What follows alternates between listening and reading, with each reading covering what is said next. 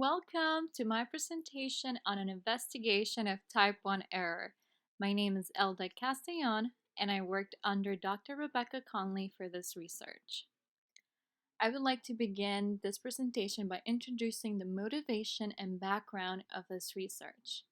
I will also explain to you the methods that I used, and I will discuss the results and the conclusion. So one of the assumptions of the two-sample t-test is that it should only be applied to pairs of samples if both samples are drawn from normal populations or both samples are large enough. Many researchers use a Shapiro-Wilk or a Levine test to pre-test for normality. This is actually not supported by theory, but they do it anyways. In the paper To Test or Not to Test, Rochan, Gondon, and Kieser examined the type 1 error of a two-stage procedure for comparing a measure of center of two independent samples with equal sample sizes drawn from distributions with equal variances. Then they concluded that the two-stage procedure does not affect the robustness. But what if we have different conditions? Hypothesis testing allows us to observe and interpret the relationship between two datasets. The procedure requires testing the null hypothesis that states there is no relationship between two variables and the alternative that states that there exists a relationship between two variables. For our research, our null hypothesis is that the mean of sample 1 and the mean of sample 2 are equal. And the alternative hypothesis is that the mean of sample 1 and the mean of sample 2 are not equal. The distributions used for this research are symmetric, so the median and the mean are equal. The hypotheses also apply to the medians, and we know that the null hypothesis is true. There are several statistical tests that we can use to test this hypothesis. The Welch's t-test is used to test the equality of the means of two independent random samples. It is performed under the assumptions of normality and independence of both samples, but it does not require both samples to have equal variance. The Wilcoxon-Matt-Whitney test is often used to compare the equality of medians. It is thought as the non-parametric version of the two-sample t-test, but actually this is not true. The Wilcoxon-Matt-Whitney test compares the rank sum of two samples. This is equivalent to comparing the medians only if the shapes and scales of the populations are the same. We consider the hypotheses of equal medians anyway, since this is what it's done in practice. The type 1 error and robustness. The type 1 error is the error of rejecting the null hypothesis when it is actually true.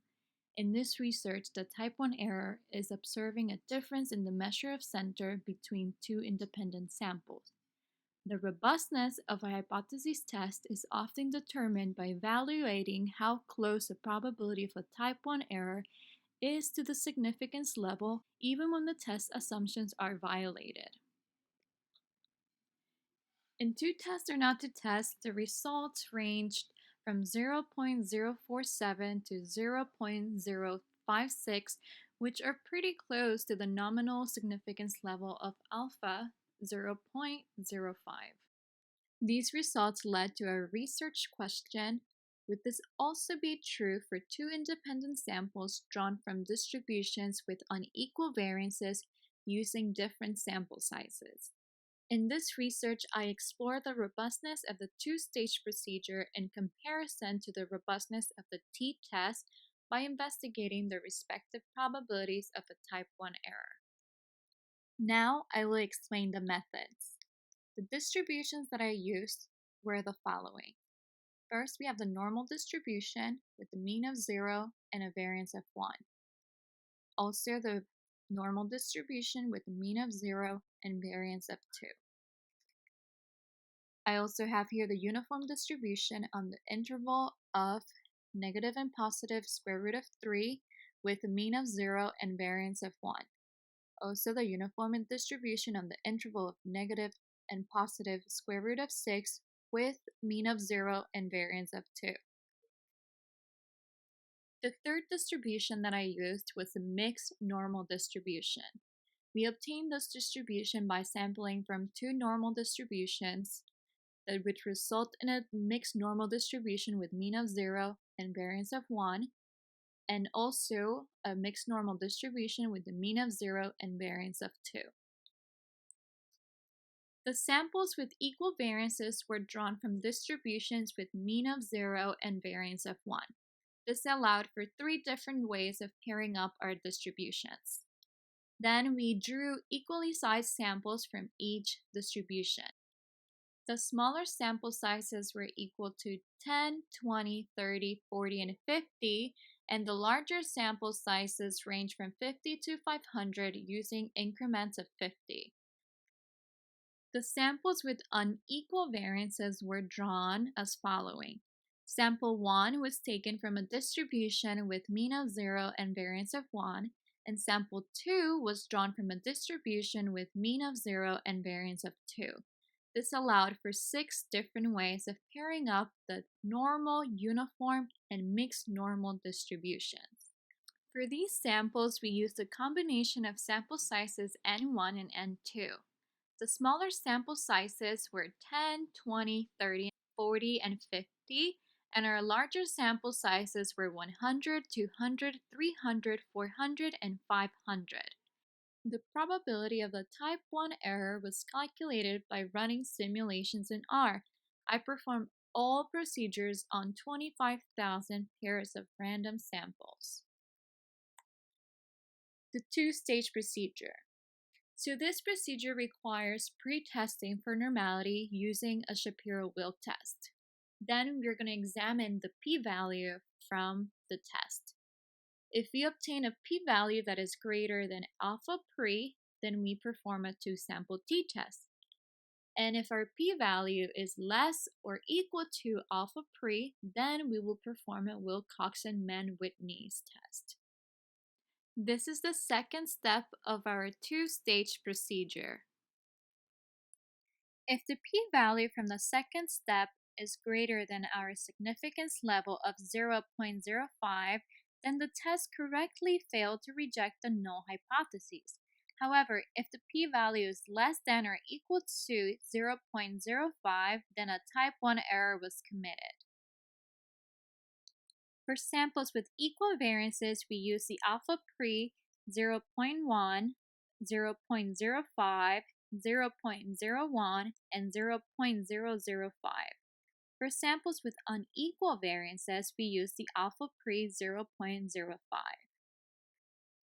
After performing the two-stage procedure, I perform a one-stage procedure.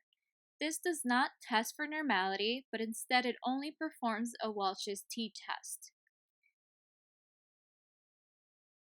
For both samples with equal variances or unequal variances, the p-values from the Welch's t-test were evaluated as following. If the p-value is greater than the significance level of alpha 0.05, then the test correctly failed to reject the null hypothesis. However, if this p-value is less or equal to the significance level of 0.05, then a type 1 error was committed. Now we're going to look at the robustness of a hypothesis test. So we're interested in determining an acceptable range of the probability of a type 1 error. James Bradley proposed a range between 0.5 times alpha and 1.5 times alpha to determine robustness. So for my research, since I'm using the significance level of 0.05, then the acceptable range would be from 0.025 to 0.075.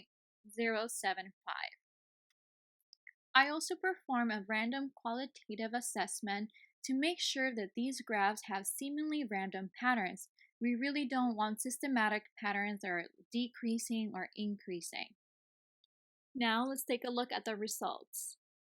So these are the results for samples drawn from distributions with equal variances of 1. Here we have the smaller sample sizes of 10, 20, 30, 40, and 50. The purple line indicates the probability of type 1 error from the one-stage procedure. The other colors show the different type 1 errors for the two-stage procedure using different alpha pre's. We can see here that all the type 1 errors are within the acceptable range. Next, we have the graphs of the probabilities of type 1 errors from the one-stage and two-stage procedures on samples with equal variances and larger sample sizes. Here we also see that the type 1 errors are within the acceptable robustness range. So both procedures, the one-stage and two-stage procedures, resulted in probabilities of type 1 error that were within the robustness range. We also can see that in a lot of the graphs, the purple line, which is the probabilities of type 1 error from no pretest, are below the other colored lines for most of the graphs. So this means that the type 1 errors for no pretesting were lower than when we pretested. The next graphs show the probabilities of type 1 error from the two-stage procedure on samples drawn from distributions with unequal variances. Here we have the mixed normal and uniform distributions. The top graphs have smaller sample sizes, 10, 20, 30, 40, and 50, and the bottom graphs have the larger sample sizes, from 100 to 500. These results are interesting because we see that when we sample from the mixed normal with variance of 1 and the uniform distribution with variance of 2, then we get type 1 errors that are outside our acceptable range for robustness. We also see this kind of decreasing pattern in some of the graphs. Next, we're going to look at the normal and uniform distributions. We have some graphs that are outside the acceptable range of robustness, especially when we sample from the normal distribution with variance of 1 and the uniform distribution with variance of 2. The smaller and larger sample sizes gave us type 1 errors that were outside the robustness range. Next, we're going to discuss the two-stage procedure for the normal and mixed normal distributions. Only one of the graphs here showed probabilities of type 1 error that were outside the robustness range. This is our last graph, and it's when we take sample 1 from a mixed normal distribution with variance of 1 and sample 2 from a normal distribution with variance of 2. All the graphs, though, do show this kind of decreasing pattern, and some of them do have fluctuations, but for the most part, they look like they're decreasing. Now we're going to move on to our one-stage procedure. For all pairs of distributions, the probabilities of type 1 error were all within the robustness range. Here we have the mixed normal and uniform distributions, and all the graphs show no evident pattern. Our normal and uniform distributions gave us also type 1 errors that were within the acceptable robustness range. All the graphs do not show an evident pattern. Lastly, our normal and mixed normal distributions, they also gave us probabilities of type 1 errors that were within the robustness range. The first graph here, with the sample 1 from the normal distribution and sample 2 from the mixed normal distribution, shows a possible upward pattern, but for the most part, the graphs did not show evident patterns for the one-stage procedure on samples drawn from distributions with unequal variances. So in summary, the two-stage and one-stage procedures for samples drawn from the normal, uniform, and mixed normal distributions with mean of 0 and variance of 1 produced type 1 errors within the robustness range. These results in particular agree with the conclusion of to test or not to test, where they found that the two-stage procedure resulted in type 1 errors approximately close to the nominal significance of 0.05.